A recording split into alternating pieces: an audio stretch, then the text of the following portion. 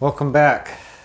We are going to string a TP6 and show you how we lock the strings on non-locking tuners. At least how I do. I shouldn't say we. So I'm going to use a set of Dunlop 1046s. It's always my go-to string. Not really sure what most people use. 9s or 10s, I'd imagine.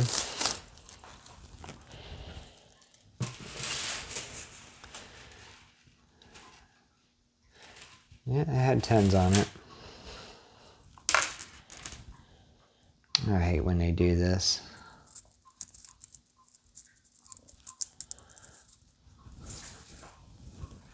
Alright. There's 3 of them.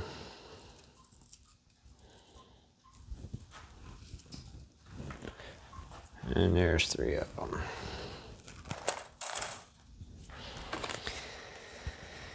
I just gotta know what color is what. Here we go. I mean, you can figure it out just by looking at the thickness of the string.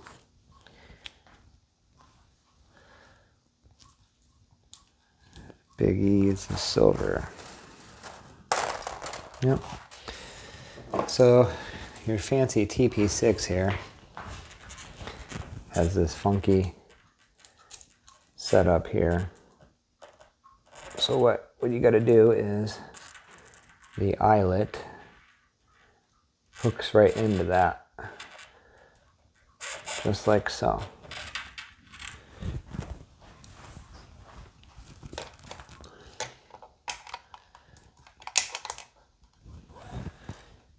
Oh, I forgot to put the bridge on. That helps a lot, doesn't it?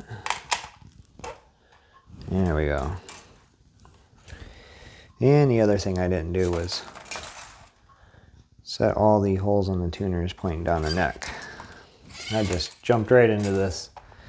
I could have did what my old boss would say, I didn't practice the 6 P's. Prior planning prevents piss poor performance. So I didn't do my prior planning here, so now you guys have to suffer through me turning these keys and lining everything up instead of moving forward with the next string. Alright, almost.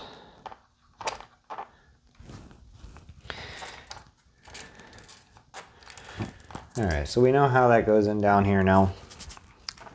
What I like to do up here is take the string straight through to the next tuner, pinch my finger right in front of it, and then I'll bring that back to where my fingers touch the front of that tuner that I'm stringing, and then I take the string and I go over and in towards the inside of the headstock, come back and hold that down, and then I pull the wire up so that this wraps over this wire.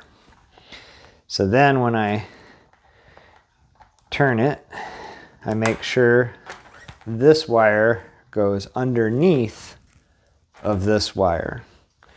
And then that kind of bear hugs it in there and it doesn't let it out.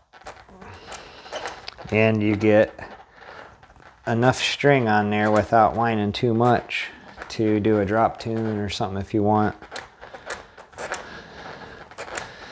And not have to worry about the string popping out.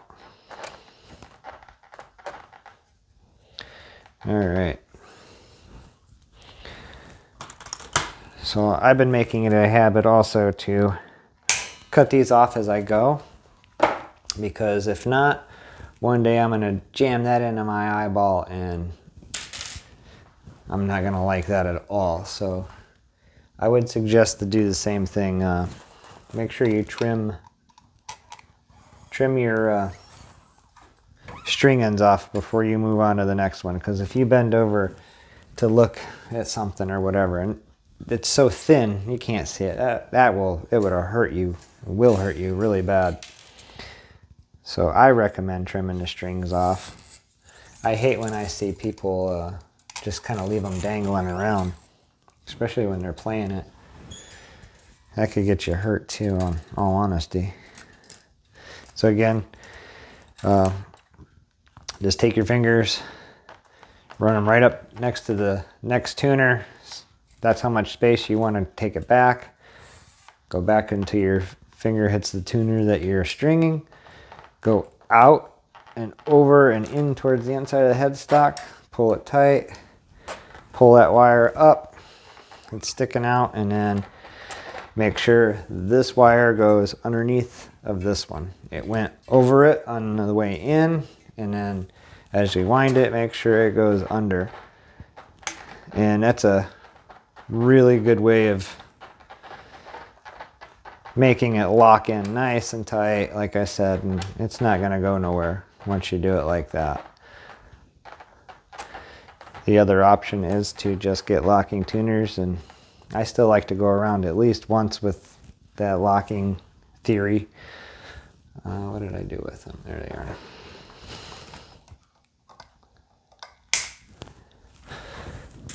So, I had somebody already interested in this and buying it, and I've changed my mind about selling it. So, I think we're going to hang on to this one because it's just in really clean condition.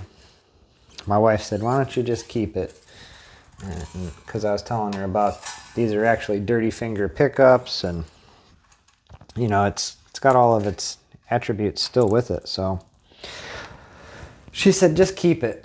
It was made in Kalamazoo. That plant's not Gibson anymore. So anyhow, when I get to this point where I don't have another tuner to go up to, what I do is I'll just grab it behind the tuner and then bring it back behind the next tuner, and then I know I've went that far. So once you do that, then all you got to do is just like you do the other ones, just over and in and bend it up, and then make sure it goes underneath. So I will get yeah, we're going under. I'll get the camera down here so you guys can see.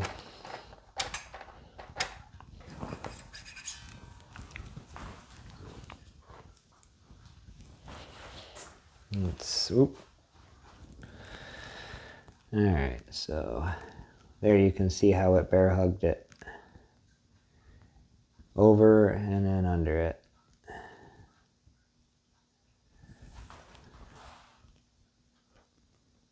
See if it focuses. Yeah, so it's locked in there. So I found that the best way, because every time I get a new guitar, new used guitar, whatever, anytime I get a guitar, the very first thing I do is this. I cut the strings off, I pull all the superficial parts off, I do a really good job cleaning, polishing it, making sure nothing on it's screwed up, and then I put it all back together with a brand new set of strings. I do that with every single guitar that I get.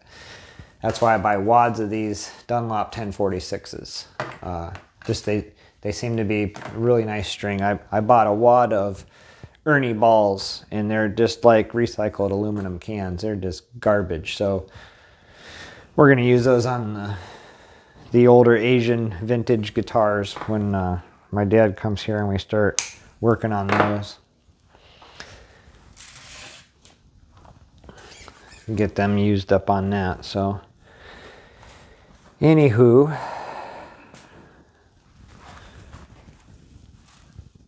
I guess instead of boring you with the last three strings and the back plate covers, I just wanted to do a quick video on how these TP6s work. When you adjust this, it pushes on that black thing, which raises or lowers the intonation of the string back here. And then I wanted to show you how I did the locking theory on the string there. So, and it polished up really nice.